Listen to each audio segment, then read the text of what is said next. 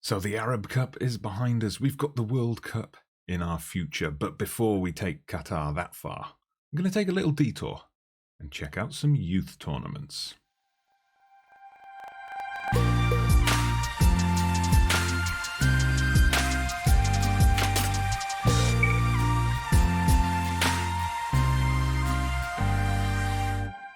Oh yes, here we are. Big episode today as we compete in our first ever final in this career, but not with the Qatar senior team, with the Qatar under-23 team. But before we get into all of that, a quick reminder, this is of course your one-stop shop for all things international management on Football Manager 2022. So if that sounds like your kind of thing, please hit the like on this video, drop us a sub, and get the bell on for notifications so you don't miss any of the international action. So yeah, we've temporarily taken charge of the under-23 team. Now, why would I do a thing like that? Well, I want to take a look at some potential stars of tomorrow. Some of these guys here with high potential who could perhaps have a look in for our World Cup squad later on this year. And from what I've seen so far, some of these youngsters, they've got potential. We started things off with a big 4-1 win over rivals Saudi Arabia under-23s. Followed that up with a victory over North Korea under-23s. Now, that didn't actually guarantee our progress. We needed results to go our way, or at least not go against us on the final day. We did actually lose to Syria under-23s 2-1, but luckily for us, those large victories in our first two matches were enough to give us the goal difference advantage. But despite topping the group, a tough-looking quarter-final against host nation Japan, but we managed to pull a 1-0 win out of the bag. That set up a semi-final with Uzbekistan. It was a tense, nervy affair, went all the way to penalties. But the penalties were only slightly tense and nervy for Uzbekistan, but not for us. They missed all three. We scored our first three, the simplest penalty shootout you will ever see. Coming through the other side of the draw, South Korea under-23s, of course, got to be considered the favourites here, but it's a final. It's a one-off match. Anything can happen. Let's find out if it does. It's also a good opportunity to use the same tactics that we're using with the first team, get these guys used to them, so any of those guys who might be called up can just slot straight in. Okay, so the teams march out then for the first chance of silverware in this career, the first final we're competing in. Alright, so 15 minutes in, we get our first highlight, and we're starting with the South Koreans on the ball. Got the crowd sounds turned off now, hopefully. Anyway, that attack breaks down, and we get the chance to launch a counter. So we are set up to play on the counter, which worked for the senior team in the Arab Cup. Got us all the way to the semi-final. Let's see what it can do here. Sebai gets it across to Youssef. Youssef goes down. That looked like it may have been a bit of a dive, but he's going to take the penalty. And this is a fantastic chance for us to take the lead early on. And we've done it. Yes, we are good from the penalty spot. We've shown that so far in this tournament. Calmly taken penalty. Sent the keeper the wrong way. Lovely stuff. All right, just beyond the half-hour mark now, Korea looking to get back into the game. Hopefully we can survive this. Oh, it's rattled the frame of the goal once again. We've seen that happen a few times now. It's happened in my stream save with Besiktas a lot as well. Lots of shots coming back off the woodwork. I don't know if that's a deliberate tweak this year or not, but I guess we'll find out. We'll see if it's patched out later or not. But anyway, we've survived. That's important. We need to get to halftime with this lead intact. That will be a big boost for us. Youssef could even extend our lead, perhaps. He plays in Bousafi. We've got people wide. Youssef, though, takes the shot. He hits the woodwork this time. Dramatic stuff so far. All right, late in the half, South Korea just overhit that pass, and we get the chance now to build from the back. We are good at moving forward. Keeping the ball with some medium-length passes, we could say. Not exactly tiki-taka stuff, but here comes Al-Sebai, crosses, and Bousafi with the second goal. Absolutely perfect. We wanted to go into the break with that lead intact. We've actually gone into the break having extended the lead. Even better. Fantastic play. A great cross there as well. And Bousafi knew exactly where he needed to be, exactly where he needed to put that ball. Oh, could we be about to pull off a shock here? Right, so no changes at halftime, just words of encouragement. You're doing well, guys. Keep it going. That's what we need to focus on in the second half. All right, well, we just made a couple of substitutions in midfield, but very quiet second half. We're coming up to the final 10 minutes now. But of course, this is where it gets risky. South Korea are going to be throwing everything at us now, knowing that if they can get a goal here, they can really put us under pressure. And, ooh, very, very close indeed. Let's get a praise shout out there. We're into the final 5 minutes. We're going to be making our time-wasting substitution soon. Luckily for us, that header goes straight at the keeper. Hopefully, Zakaria is going to waste some time. He's doing that. Good. But don't give the ball straight to the Koreans. 1 out of 2, I suppose. 2 minutes left, just over. Plus whatever the referee adds on for stoppages. As far as I can see, there haven't been many stoppages in the second half, but they've got that goal back. Uh-oh. They're going to be throwing everything at us now. So we've got to think, though, don't panic. Don't panic here. We've just got to keep cool. We'll make our time-wasting sub and ride this out. Right, I'm going to take off Al Ali, only on a 6.6, starting to look tired. So we'll bring on some fresh legs in defence. 2 minutes added on. Can we do it? I think we have. Oh, there we go. The first trophy of our career. My first trophy on Football Manager 2022. And what better way to start than with the Under-23 Asian Cup? Because why not? Why not? They all count. They're all trophies. So here we go. There I am in my suit. I pass it over to my captain. And come on, boys. There we go. We have won our first trophy of Football Manager 2022. So there you go, we did it. We braved the winter, midwinter in Japan to go there and win the Under-23 Asian Cup. Absolutely fantastic. Now let's see what's next. Now I'm not sure if we will be in this yet, but there is another Under-23 tournament coming up in the summer. The Asian Games. So Asian Games multi-sport event, of which football is a part, but just like the Olympics, the football is Under-23. So there's a chance that I get to take these Under-23 boys to the Asian Games as well. We're going to find out when the draw is made. You're going to find out after we return from this fade to black. Oh, hello. Well, you got here a lot quicker than I did, but yeah, of course, we did end up in the Asian Games football tournament. Here's the draw that's just been made. So we've been put in a group with Iraq, Jordan and Thailand, so a little bit difficult to call. I mean, we should be able to get through that group, but you never know. There's no obvious weak minnow in that group, so we'll see how it goes.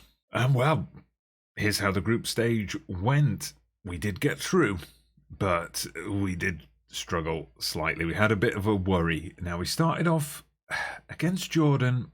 We were cruising. We were 3-0 up. That game finished 3-2, and as you can see here, 2 late goals from Jordan. We were hanging on a little bit, and then we played Thailand, and we were honestly all over them, but we just couldn't score, and then they completely FM'd us in the second half. Then we managed to get a win against Iraq. At one point we were drawing, and a draw would have seen Iraq take second ahead of us, but we managed to get the win, and we scraped through in second place. Now, I may not have mentioned this before, but the Asian Games it's a huge football tournament. It's 32 nations. 32 nations send their under-23 teams, so it's on the scale of the current World Cup. So double the size of the Asian Cup of Nations. Now, we got Syria in the second round, and if you remember back at the Asian Cup of Nations, Syria were the only team to beat us. They beat us in the group stage. So, tough game. It went to extra time, but we managed to get the win in the end. We shone through in extra time. And that set up a quarter-final with India on paper. Looked like an easy game. But again, much like the Thailand game, despite our dominance, we just couldn't break them down. They had 2 shots on target, but as you can see here, they had a disallowed goal as well. We missed a penalty in normal time. Finally, though, 5 minutes from the end of extra time, we got the win to make it to the semi-finals. And you can see the semi-final lineup just up there. So we take on Japan under 23. So of course, again, that's a team we played at the Asian Cup of Nations under 23 edition just a few months ago, and Kuwait and South Korea in the other semi. So I'm hoping we can make the final, but I thought I'd bring you back for this semi-final just so we don't have 2 matches against South Korea under 23s filling up the same episode. So here come the teams. Qatar against Japan under 23s. It's the second time they've met in 8 or 9 months this year. Last time we beat them. Hopefully we can beat them again. Oh, we almost got to the end of the half without any highlights. Now, we've had the better of the game up to this point. Not many chances. Was Japan on the attack, but we get the chance now to launch the counter. Can we take a lead into the break? Here's Ward, one of our players to watch. Can we get the cross in here? Come on. Come on. Whip that ball into the box. Ward to Busafi. He scores. We're 1-0 up. Oh, and there's going to be another highlight just as we go into stoppage time in this half. Busafi, the goal scorer. We've got a player with a knock. We're going to have to watch out for that. Comes out to Al-Sabai. Ward. Come on. Bilal to Busafi, and Busafi with another header. 2-0. Wow, such a quiet half, and then it's just burst into life. And there you go, 2-0 at half-time. Japan haven't had a shot yet. How about that? Okay, on the hour mark, we get our first highlight of the second half. Can we make it 3-0 and put this game almost beyond doubt here? Let's see. We've definitely had the strong build-up. Ooh, and a good header just over. But the highlight continues here. The goal kick, though, we just pick it up straight away. We are being relentless in this game. And the cross comes in. Oh, we're looking for Busafi to get the header again. Didn't quite work out this time. But look at that. Getting back into position to intercept the ball. Fantastic play. Maybe Busafi is someone I should look at for the senior team come November. Anyway, let's see what we can do here. Can we get a goal? Busafi wins the penalty.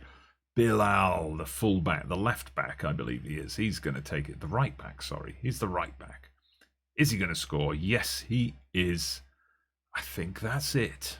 And it is enough. A confident victory. 3-0. We are in the final again. But something of a surprise in the other game. Kuwait under 23s getting the victory over South Korea. So it's going to be an all-Gulf final. Right, now, before we get on to the final, this is something that bugs me a little bit about youth international management in Football Manager, but this is something that's been bugging me for several versions. It's not a specific FM22 thing. My scouts tell me that they have no statistical data on the Kuwait under-23s team. But the Kuwait under-23s team has been in the same tournament as us. Look, they've got a full squad of real players. And if we have a look at their schedule, they've played 6 games in the last 3 weeks. So I think there is statistical data on them. You're just too lazy to show it to us. Anyway, here we go. This is how we are lining up for our second final of the year with the under-23 team. And we're up against Kuwait, playing at a 4-4-2 with a couple of regens in there. Interesting. Alright, so here come the teams. They're lining up for the anthems. Not many people in the stadiums for these under-23 competitions, I've noticed. Hopefully I'll be getting a few more viewers than that. Okay, so just like the Japan game, no highlights until late in the half, but this time it was one for Kuwait. Luckily, they clipped the top of the crossbar, but it's definitely been a feature of this series so far that there just haven't been many first half highlights. Right, we're past the hour mark now into the second half, and here we come. We get the chance for a counter-attack, but it's squandered. Maybe not. Busafi gets the ball there. Come on, Qatar. Let's take the lead here. Now would be the ideal time. Tarek, okay, Ward, one of those players we wanted to look at. Al-Sabai turns, twists and turns, hits the post. Oh, bit of a scramble in the defence, but they just about clear it, but that's the kind of thing we've got to take advantage of. But if you look at the stats, Kuwait have been the better team. Ooh, here we go. Late in the game, it's Kuwait. Oh no, they've scored late on. It's going to be difficult to come back from that. Alright, so we're switching to that 4-2-3. We've pushed wide up into an attacking position. We'll make him a shadow striker for now. Telling them to pump it forward, just throwing everything at this to see if we can get an equaliser and force extra time. 4 minutes of stoppage time. We haven't had a shot on target yet, and we don't get one.